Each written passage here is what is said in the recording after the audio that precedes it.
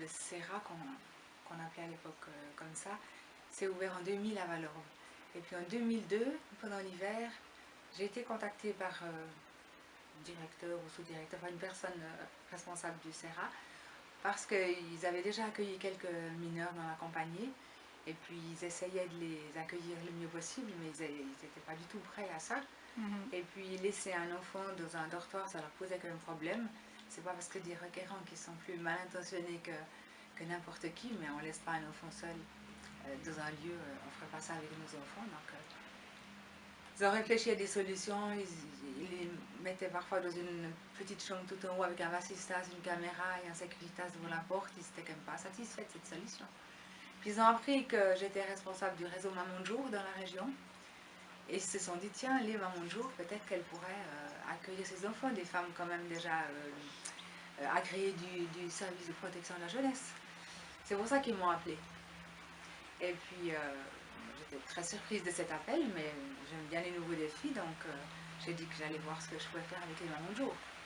Mais les mamans de jour, à 5h, 6h, elles l'ont donné. Et c'était des enfants à accueillir au pied levé pour 1 ou voire 10 jours. Et puis, j'ai trouvé aucune maman de jour prête à faire ça. Parce que leur travail de la journée leur suffisait amplement, ce que je comprenais bien. Donc, j'ai cherché dans mon entourage des amis, des gens du village à qui je pouvais faire confiance. Puisqu'il n'y avait que ça comme critère. Il fallait juste que je puisse leur faire confiance. Et la Confédération me faisait confiance, en fait, c'est ça. C'était léger. C'était très léger, ils n'avaient pas d'autre solution.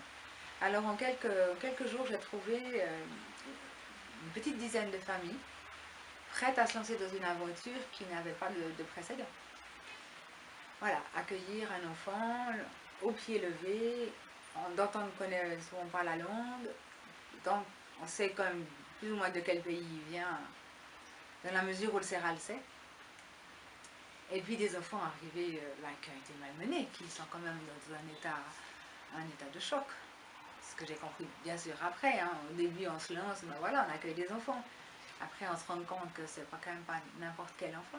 Et puis une situation quand même lourde à porter pour ces enfants.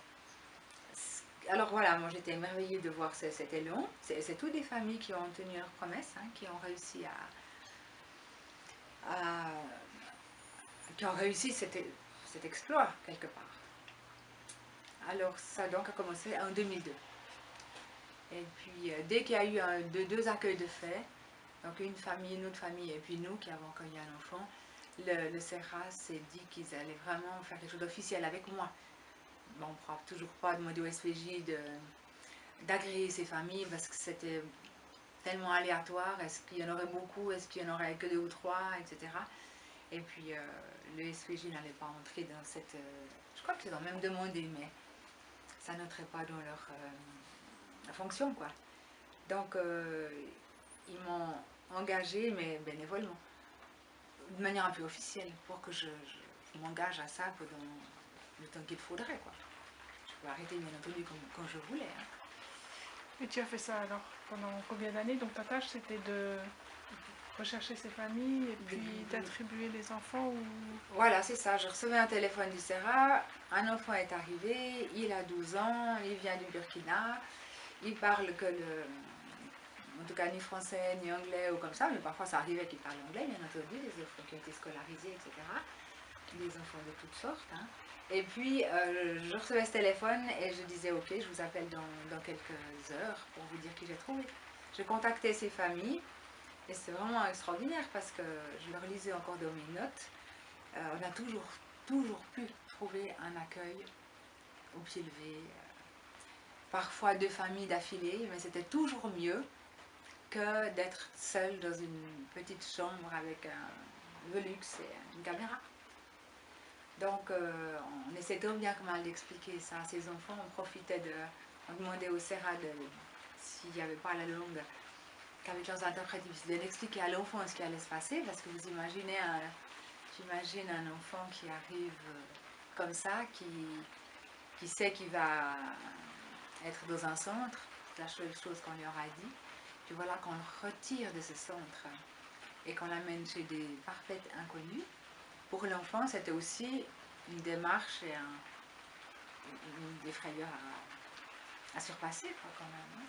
Certains arrivaient dans des états quand même d'anxiété, de très grande anxiété. Hein. Mais voilà, c'était la chose qui pouvait se faire pour eux, quand c'est l'intelligence des enfants qui sentent, j'espère, la bienveillance des gens. Hein. Mais c'était un traumatisme de plus.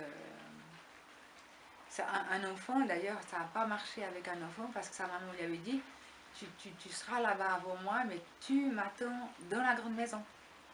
Et voilà qu'on l'enlevait de la grande maison. Alors il était persuadé que sa maman n'allait pas le trouver. Ah, ça, c'est un des accueils qui a duré plus d'une nuit, mais il a fallu rendre l'enfant parce que il a pas pu dormir et il a été très agressif toute la nuit. Donc là, voilà, ça c'est un des cas dont je me souviens. Pour dire que pour ces enfants, c'était quand même quand on ne pouvait pas bien leur expliquer, c'était quand même compliqué. Leur âge en moyenne et puis la répartition filles-garçons à peu près? Je ne vais pas regarder la répartition filles-garçons, mais je dirais que c'était vraiment... Ouais, il y avait beaucoup de filles. Bon, il y a peut-être un peu plus de garçons, mais c'est vrai que tu me fais penser que la répartition était plus égale chez les enfants que, par exemple, à Aravo, à Valor Café. Hein. Ouais, c'est vrai, c'est juste les filles, on a accueilli. Et question d'âge, c'était jusqu'à 14 ans, parce qu'à 14 ans, ils étaient souvent déjà assez matures pour être dans un dortoir avec des adultes. Donc c'était 14-15 ans les aînés, et la plus petite avait 2 ans, c'est nous qui l'avons accueillie, mais elle était là parce que sa maman était à l'hôpital, je crois enceinte. Donc c'était aussi une des fois où on mettait en route l'accueil d'urgence. C'est pas seulement quand un enfant arrivait seul, mais c'était aussi quand l'enfant arrivait avec un des 2 parents et que le parent devait être hospitalisé. Alors là, on accueillait l'enfant. Alors c'était une petite fille, Saron, elle s'appelait comme le lys de Saron. Et on ne veut rien lui expliquer du tout, ni au Serra, il ne peut pas l'expliquer. Donc on l'a embarquée, mais elle s'est accrochée à moi comme un koala, un bébé koala à sa mère. Et elle ne me lâchait pas. J'ai un peu des problèmes physiques, mais j'ai eu cette petite accrochée à moi quasi pendant 3 jours. Quoi. À me dormir avec elle, mais dès qu'elle dormait, je la mettais dans son petit lit à côté de mon lit. Et dès qu'elle se réveillait, elle s'accrochait. C'était terrible, complètement. Ouais. C'était le mieux qu'on pouvait faire, mais c'était quand même dur pour elle. Hein. Alors je me rappelle que j'ai demandé à un ami érythréen de venir chez nous pour expliquer les choses, mais il l'expliquait comme si elle ne comprenait rien. Comme ça, ah là là là là, il lui faisait des petits gestes, ta ta ta ta ta, comme ça, des onomatopées pour la calmer, mais j'ai dit, non, il faut lui expliquer ce qui se passe, il faut vraiment lui dire où est sa maman et qu'elle va retourner vers sa maman, que c'est la meilleure solution pour l'instant. Ah, et puis il se remettait à... Vraiment, c'était compliqué comme tout. Alors la petite, ma foi, s'en est contentée, on a continué de la garder. Et puis j'ai pu très rapidement aller la voir à l'hôpital. Est-ce que vous aviez une dynamique d'équipe, c'est-à-dire est-ce que de temps en temps vous faisiez une réunion pour parler de questions organisationnelles, mais aussi pour parler des difficultés que vous rencontriez, puis échanger là-dessus? Ouais. Alors au début, c'est venu tellement spontanément, on est allé d'une fois après l'autre, toujours en se disant mais c'est le dernier. C'est pas possible que ça va continuer, c'est pas possible, ces enfants qui arrivent tout seuls. Donc c'était un peu comme un truc qu'on mettait en place juste pour un temps, quoi. On va pas y passer 16 ans, finalement, ça a duré 16 ans. Hein. Donc, mais je me rendais très disponible, un peu comme pour mes mamans de jour.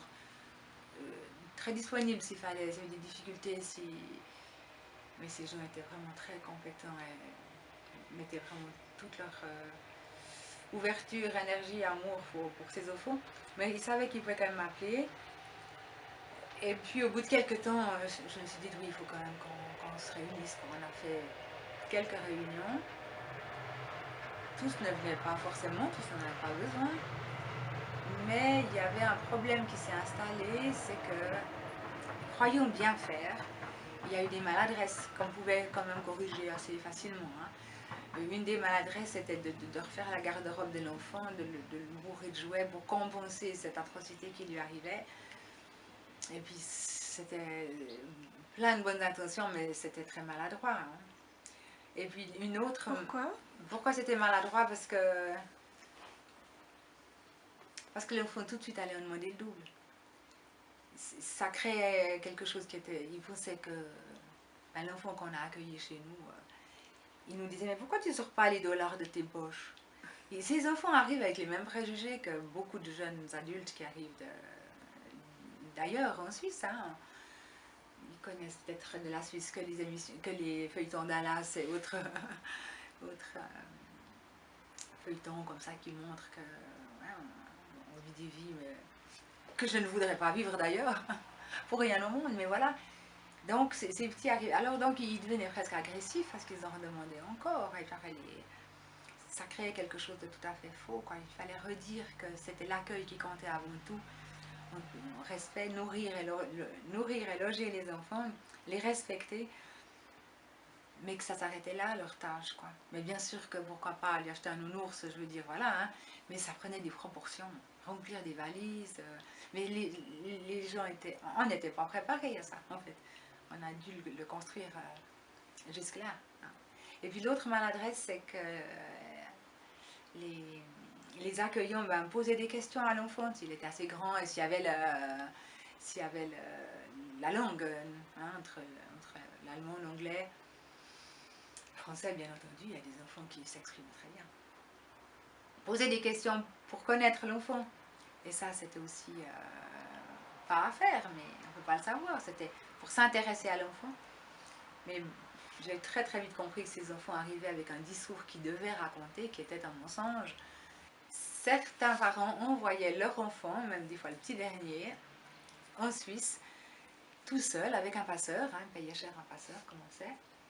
Et les parents disaient, s'ils acceptent le petit, après ils seront obligés de nous accepter toute la famille. Donc l'enfant arrivait avec un discours, on l'a vu avec l'enfant qui est devenu le nôtre par la suite. Il avait un discours, donc chaque fois qu'il répétait ce discours, il montait. Et puis cet enfant avait une éthique, des valeurs, il détestait le mensonge. Tout ça on a découvert par après. Donc, mais c'est comme pour les adultes migrants, n'importe qui ne peut pas leur poser des questions sur... en plus, ils peuvent se dire, ils vont tout raconter après au Sera. N'est-ce pas, comme un raveau, on doit faire attention à ce genre de choses. Mais au début, c'était des maladresses qui partaient de bons sentiments, mais qu'il fallait corriger. C'était toutes des personnes et des familles, des couples avec des grands enfants, tous vraiment bienveillants et prêts à faire au mieux. Et puis on s'est formé un peu comme ça sur le tas. Puis après, les familles ont arrêté, d'autres ont repris. Certains ont arrêté parce que justement, il n'y avait pas les compétences, quoi. Puis moi, je ne pouvais pas faire des enquêtes dans ces familles comme je faisais pour les mamans de jour. Il fallait juste que je puisse placer mes propres enfants chez eux. C'était mon seul critère, quoi, c'est tout. Hein. Quand ces familles accueillaient un enfant, mais des fois même si c'était qu'un seul jour, ils avaient un impératif besoin de savoir que devenait l'enfant. C'était vraiment important. Je me rappelle une famille qui s'est arrivée chez nous un soir en disant, mais où est-ce qu'il est? Où est-ce qu'il a atterri? On veut savoir, on a besoin de savoir, on n'a pas besoin de le revoir, mais juste savoir.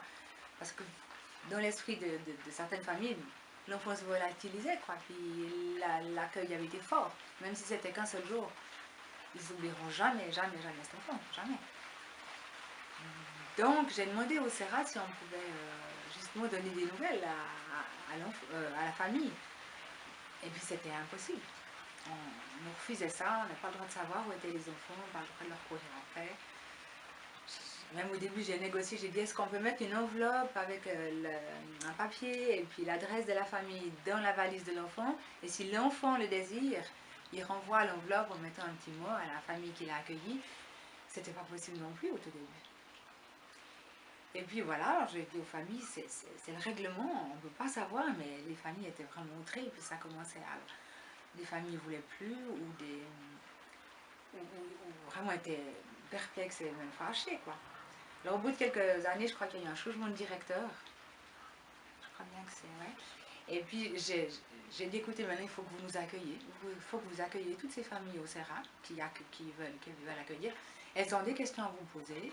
Et il vous faut les écouter dans leurs besoins. On ne peut pas vous servir comme ça de... ouais, faire le boulot que la Confédération devrait faire, ne fait pas, c'est... Alors d'accord. Les familles étaient payées 30 francs par jour, hein, comme un enfant accueilli du SPJ. Et je leur conseillais vraiment d'accepter. Certains ne voulaient pas, mais je leur disais non, non, il faut accepter. Alors le directeur de ce moment-là, il a accepté d'accueillir ces familles, puis il a compris, en écoutant les familles et non pas moi, qu'il fallait qu'on sache, quoi. Sinon, on mettait la clé sous le paillasson, alors qu'ils se débrouillent. Et depuis là, alors, il pouvait y avoir un suivi. La famille savait où il allait, ou bien si la famille tenait pas forcément à savoir avant qu'il parte où il allait, on mettait justement cette enveloppe dans la valise. Et des enfants renvoyaient l'enveloppe parce qu'ils voulaient revoir pour les enfants aussi, ces premiers accueillants ont été extrêmement importants. Hein. Ça leur a aidé à un petit bout de résilience au moins, hein, si ce n'est beaucoup. Je repense à cette jeune fille qui était dans un bateau dans la Méditerranée avec sa mère. Et la mère s'est noyée. Donc elle est arrivée dans une famille et puis quand elle est arrivée dans la famille, elle a pleuré pendant 1 heure et demie dans les bras de la personne qui l'accueillait. Puis après elle s'est reprise et puis elle a pu entrer dans cet accueil de cette famille. Ouais, les enfants arrivaient dans des situations impossibles. Une autre enfant, je crois que c'est même dans la même famille, dans un embarquement ou débarquement, elle a dû lâcher la main de sa mère et puis elle l'a perdue. Puis elle s'est retrouvée seule dans le bateau. Donc elle est arrivée avec d'autres hein, qui l'encadrent et puis elle arrive quand même à Valorbe, on la place dans une famille. Et puis là aussi, quoi, il faut accueillir tout ça. Elle avait 12-13 ans comme ça. Et il fallait pouvoir entendre hein, ce genre de choses. Hein. Comme on disait dans le spectacle numéro 1, c'est une chose de voir ça à la télévision, mais quand ça arrive dans votre salon, c'est encore autre chose. Hein. Et alors là, je vais au bout de l'histoire de cette jeune fille-là qui a perdu sa maman. Plusieurs années après, la famille accueillante a su qu'elle avait retrouvé sa mère. Et alors ça, c'est... Il y a eu beaucoup de suivi comme ça, hein, des familles qui ont continué d'inviter les enfants de temps en temps, qui se sont inquiétés de la situation, qui les ont invités pour les vacances, pour les week-ends, qui ont fait connaissance avec les familles plus élargies dans lesquelles les enfants étaient arrivés, leur propre famille. Il y a eu des très très très belles suites d'histoires de cette... je peux dire, j'ai recherché les chiffres. C'était pendant 16 ans, il y a eu une trentaine de familles qui ont accueilli une centaine d'enfants avec une moyenne de 6 jours environ. Donc ça peut aller de 1 jour à 3 semaines, comme ça. Vous avez aussi accueilli des enfants?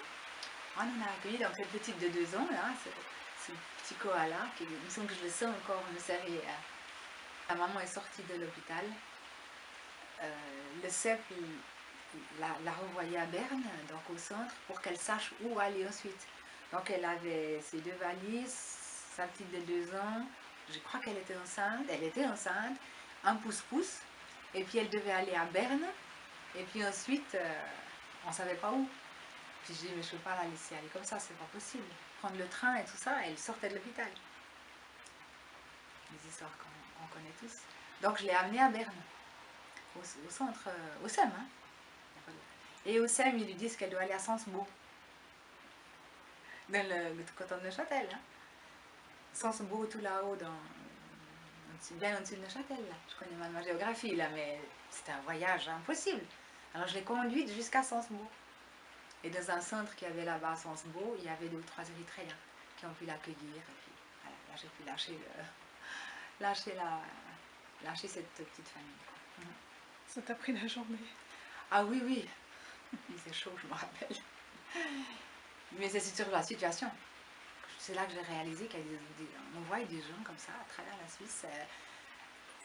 Une petite femme, la maigrelette, sortait de l'hôpital, un bébé enceinte, ses bagages, un ticket pour Berne, puis après, j'espérais que ce soit dans le canton, enfin, ou même en revenant sur le canton, Sensbo.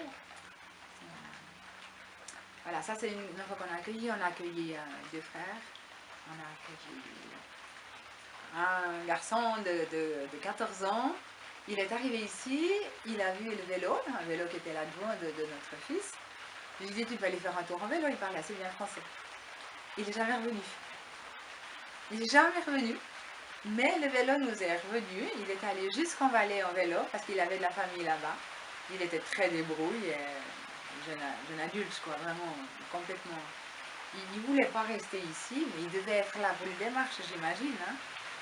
Donc, il est parti en vélo, puis il n'est pas revenu. Il est allé jusqu'à Martigny en vélo pour retrouver les siens. Puis là-bas, il a expliqué la situation, puis il nous a renvoyé le vélo. Ça, et puis, il y a eu 2, 3 autres enfants, un Somalien, 2 enfants extrêmement malades que j'ai accepté de garder une nuit, mais je les ai ramenés au CEP, ils ont besoin de soins. Là, je n'aurais même pas dû nous appeler pour des enfants si mauvaises. Une fois, on a planté un petit arbre pour un enfant qui avait perdu sa maman, puis que le foyer où il était, il n'avait pas permis d'aller à l'enterrement de sa maman, qui était morte en Espagne, et lui, il était en France. Enfin, une histoire, toujours ces histoires absolument. On ne peut pas croire qu'il puisse arriver. Alors ici, avec lui, on a planté un petit arbre. Tu vois, c'est tout ce que je peux faire pour ta maman, qu'on se souvienne. Donc, chaque fois, il y a des choses qui nous... Un autre qui nous reflète toute la politique de son pays, de ses idées qu'il avait pour rentrer chez lui, pour changer la situation. Parlait comme un adulte. Il avait 12 ans. Il m'a dit, tous mes frères et sœurs ont pu aller étudier au Kenya. Moi, je ne peux pas parce que la situation maintenant est impossible dans mon pays. Donc, je suis partie. 12 ans. Mais j'avais mon téléphone et mes frères me guidaient par téléphone. Et oui, c'était un vrai dilemme parce que d'un côté, je plaçais des enfants, j'agréais des mamans qui voulaient accueillir des enfants et il fallait tout contrôler, le nombre d'enfants, presque les centimètres carrés dans les chambres pour que tout soit aux normes SPJ. Et puis d'un autre côté, je plaçais des enfants qui arrivaient dans le CESU, dont on ne connaissait rien, qui parlaient pas la langue. Et puis je les plaçais simplement dans des familles en qui j'avais confiance. Donc la Confédération faisait confiance à Lynn Claude pour placer des enfants, alors que dans les cantons, il fallait justement toutes ces garde-fous, toutes ces protections, remplir des tas de petites cases pour que ça marche. C'était quoi ces petites cases? Ça disait quoi? Ben, que tous les règlements qui tournent autour des mamans de jour, des mamans d'accueil. Le nombre d'enfants, la nourriture, l'espace, la propreté, qu'est-ce que voilà, c'est tellement loin tout ça maintenant, mais voilà. C'était un entretien d'1 heure avec... Oh, c'était 3 entretiens d'1 heure et demie, avec des visites régulières, avec les tampons des officiels cantonaux, avec l'approbation de la commune de Valorbe. Voilà, que sais-je encore, quoi. Ce qui n'était pas faux. Ça allait un peu loin, à mon goût. Hein, parce que, voilà. Mais c'était ce contraste, quoi. Ce contraste était, je crois, ma prétérité dans le domaine des mamans de jour. J'étais peut-être plus assez veillante. Il ne s'est rien passé de grave, mais voilà. C'était... Oui, c'était un dilemme. Parce qu'il y avait vraiment aucun contrôle, mais rien du tout, quoi. Absolument rien qui pouvait mettre un cadre là autour. Il n'y avait rien. Il y avait moi, c'est tout. Voilà. Tout s'est très bien passé. C'est tout ce que je peux dire. Dans des situations pareilles, tout s'est bien passé. Voilà. C'est au mieux. Mais moi, je veux dire que ça me plaisait de travailler dans ces circonstances-là. Prouver que l'État ne peut pas tout faire. Et qu'ils ont besoin des bénévoles, totalement, pour accueillir ces tout petits. En fait, c'est plus fragile. Et finalement, tu as accueilli un jeune avec qui vous avez construit des liens très particuliers. Très particuliers. Comment est-ce qu'il est arrivé? Comment ça s'est passé au début? Ouais. Alors, un téléphone du Serra qui me dit un petit garçon, il a 9 ans et demi. Il arrive d'Angola et il sait que le portugais et des langages Kikongo, je crois, comme ça. Non, Kikongo. petit peu de lingala, voilà. Et puis je dis ok, je vais vous chercher une famille. Parce que j'ai toujours dit, en tout cas au début, que moi je n'accueillerais pas parce que j'avais beaucoup de choses à faire. Accueillir ses enfants, c'était être là. On ne pouvait pas ni le confier à un jeune petit frère et soeur. Il fallait être totalement là, hein, l'un des deux parents, c'était égal, mais il fallait que quelqu'un soit à 100% avec l'enfant. Donc moi j'avais pensé ne jamais l'accueillir en fait. Mais voilà que dans mon dos, ma fille de 19 ans cherchait du boulot, elle avait fini son apprentissage, elle était au chômage. Et elle entend ce téléphone. Elle dit, mais maman, je peux accueillir cet enfant, prends-le. Alors j'ai raccroché le téléphone, j'ai discuté avec notre fille. Puis effectivement, elle avait 19 ans, elle était majeure, elle était à la maison, en plus avec nous de toute façon, hein, elle vivait chez nous, bien entendu. Puis alors, on a été d'accord. Ben, comment il est arrivé? Ben voilà, j'ai ouvert la porte et puis il y avait bien sûr une personne du Serra qui savait le portugais qui était là et qui l'accompagnait. Puis ce gamin avec son sac sur le dos. Puis ça, c'est une image que je n'oublierai jamais. Jamais. Je la vois en couleur. Je vois cet enfant pour la première fois qu'on allait accueillir que quelques jours. Je ne savais pas la suite de l'histoire. Malgré ça, je crois que j'aurais jamais oublié cette arrivée d'un enfant comme ça. Et puis, par chance, notre voisine du dessous parlait portugais. Alors c'était vraiment elle montait souvent pour nous aider à parler. Alors, ce qui fait qu'on a pu quand même expliquer beaucoup de choses. Et puis ça, mais ça n'a pas enlevé une angoisse terrible. Hein. Il n'arrivait pas à dormir. Toute la nuit, je l'entendais allumer la lumière, ouvrir la porte, fermer la porte à clé, se recoucher, essayer de dormir, se relever, la porte. Il ne dormait pas, quoi. Il était très inquiet. Par après, il nous a dit qu'il avait très peur de mon mari, qui est un ange. Il avait très peur, même de moi, mais il ne pouvait pas le dire, bien entendu. Il était très bien élevé. C'était tout de suite un enfant qui avait été très bien élevé. Il nous a dit par après qu'il aimait que Coraline. Quelle fille. J'aimais que Coraline. C'était un enfant qui avait des valeurs et qui était bien élevé. Donc il y avait toute cette part qui faisait que lui faisait sa part pour qu'on arrive à passer la journée ensemble. Et puis c'est un enfant curieux qui a tout de suite vu une amie m'a tout de suite amené un vélo à sa taille. Donc il partait en vélo, c'était février. Il partait en vélo sous la neige, ouais. Il était intéressé, curieux, puis je lui faisais confiance. Je savais qu'il allait rentrer, je n'étais pas tellement inquiète. Une fois, il n'est pas rentré, il est resté vraiment tard, c'était difficile de lui donner des heures, etc. Moi, j'étais un peu inquiète, je commençais à sortir et tout. Puis quand il est rentré, finalement, quand même, il a senti qu'on était en souci. Et il a eu un sourire jusqu'aux oreilles, parce que quelqu'un se faisait du souci pour lui, quoi. C'était... Donc voilà, on a très vite eu confiance. Mais c'était ses angoisses du soir, il pleurait tous les soirs à table. Gabi, la voisine, montait, mais c'était quand même compliqué ça. C'était compliqué. Au bout de 5 jours, le Serra nous rappelle pour dire qu'ils ont trouvé un bout de famille en Suisse pour lui. Ce temps d'accueil de tous ces enfants, là, c'est une petite parenthèse, c'est pour tous les enfants. Au début, les enfants qui arrivaient, ils les passaient tout de suite dans la famille qui se présentait. Ils savaient que l'enfant arrivait.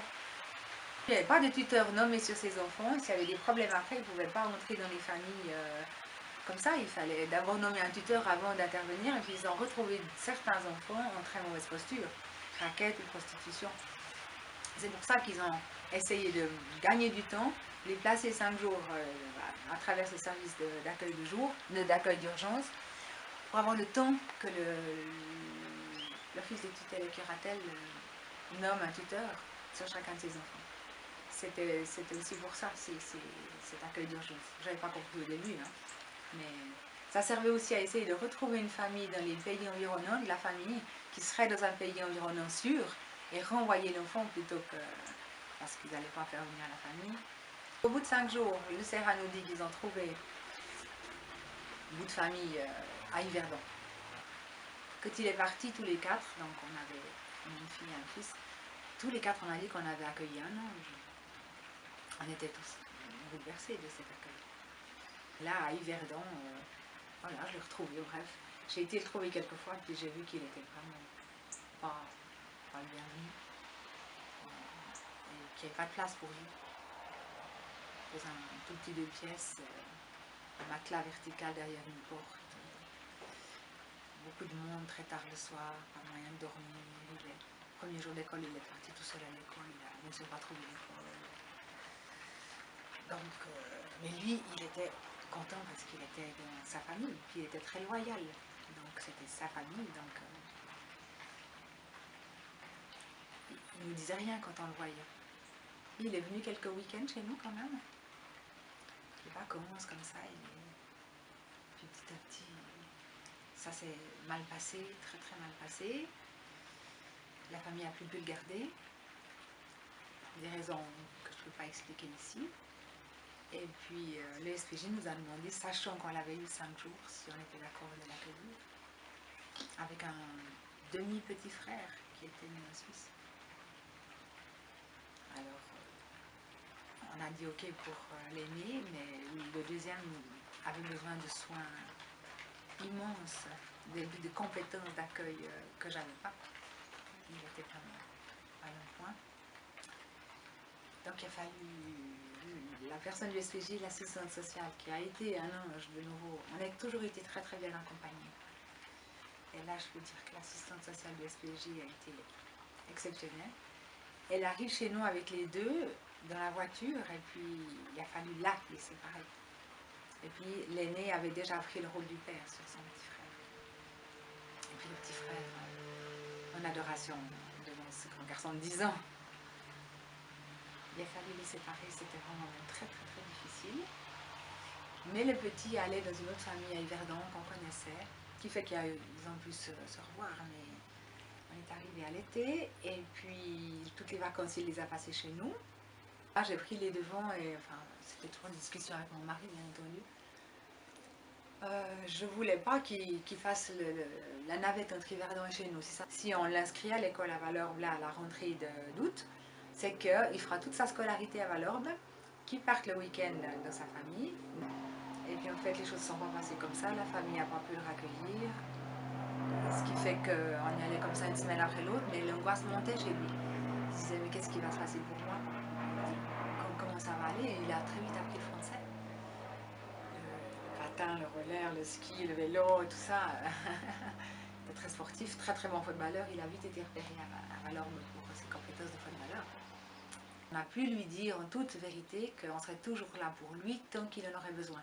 Là, effectivement, ces tout petits mots l'ont beaucoup rassuré. Il savait qu'on n'allait pas le lâcher, que tant qu'il était avec nous, il pourrait rester chez nous, ou revenir chez nous, etc.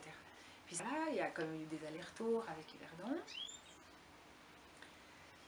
Puis ça se passait de plus en plus mal, en fait, et cet enfant voulait rester fidèle à sa famille. Il était très loyal, il voulait sauver, en fait, il voulait sauver ce reste de famille qu'il avait là. Et puis, jusqu'au jour où sa famille lui a dit, maintenant tu dois choisir, c'est ou eux ou nous. Si tu choisis eux, nous on t'abandonne. De plus à nous. Et puis, c'était très difficile à choisir pour lui. Il comprenait qu'il était en danger là-bas et qu'il était en sécurité chez nous. On n'était quand même pas sa famille. Et puis, petit à petit, il a pris toutes ses décisions tout seul. De plus aller le week-end, et ensuite de plus recevoir des téléphones qui étaient torture. Et c'est lui qui prenait les décisions, et puis le SPJ appuyait chaque fois. Mais il n'avait que 10 ans quand il prenait ses décisions. Il avait encore 10 ans, ça s'est passé la première année. Donc un petit gars très courageux, très mature, en fait. Et puis un jour, on a appris alors que ce peu de famille qu'il avait à Yverdon a disparu. Et puis l'enfant me dit, ils n'ont pas pu partir comme ça. Ils ont laissé un cadeau et une lettre pour moi dans l'appartement qu'ils ont laissé. J'ai tout de suite téléphoné à la régie, au SPJ, tout. Absolument que cet enfant entre dans l'appartement, qu'il voie, et puis qu'il trouve ce qu'il dit qu'il y a, peut-être qu'il lui avait dit. Là. Mais il ne voulait pas, non, non, il ne faut pas que cet enfant voit cet appartement, il est dans un tel état, ça va être traumatisant. Je dis, mais le plus traumatisant, c'est qu'il ne puisse pas faire le deuil, il faut qu'il voit. Il faut qu'il voit, sinon il ne pourra jamais croire que c'est cette famille-là abandonnée. Et le dernier jour, enfin, j'ai obtenu gain de cause, juste avant qu'il débarrasse l'appartement et puis qu'il leur tape de fond en comble. On a pu y aller, alors c'est vrai que c'était choquant. Ils avaient fondu les portes en deux, dans le sens de la longueur. Ils avaient saccagé l'appartement avant de partir. Donc on est entré, puis il a tout fouillé, il a retourné les fauteuils, cherché cette lettre, qui n'existait pas. Ouais. Alors c'était des moments difficiles, quoi. C'était un enfant studieux, un enfant agréable, un enfant ouais, qui savait rire, on lui a appris à nager le premier été. Notre fils l'a emmené pour la première fois toucher de la neige quand il est arrivé. Notre fille l'a emmené patiner et puis il a dit que c'était de la magie, quoi. C'est pas possible qu'on puisse glisser avec des bouts de ferraille sous ses pieds, quoi. On a tout découvert ça, il a découvert tout ça avec nous. Et puis il aidait à la maison, il faisait tout ce qu'il pouvait. J'ai l'impression sans trop se forcer, quoi. Il avait des très bonnes bases. Il y a une chose que je me rappelle qui était difficile pour lui, c'est qu'au début, il avait juste son sac et puis son lit, dans une petite chambre qu'on avait chez nous. Et puis, il remettait tout dans son sac, mais longtemps, pour pouvoir partir, retourner dans sa famille dès que c'était possible. Donc tout était dans le sac, je laissais. Il n'y avait rien qui dépassait, quoi. Tout était dans le sac, il n'y avait pas une chaussette qui traînait, rien. Et puis petit à petit, j'ai dit, bah, tu pourrais ranger tes chaussettes ici. Des suggestions comme ça.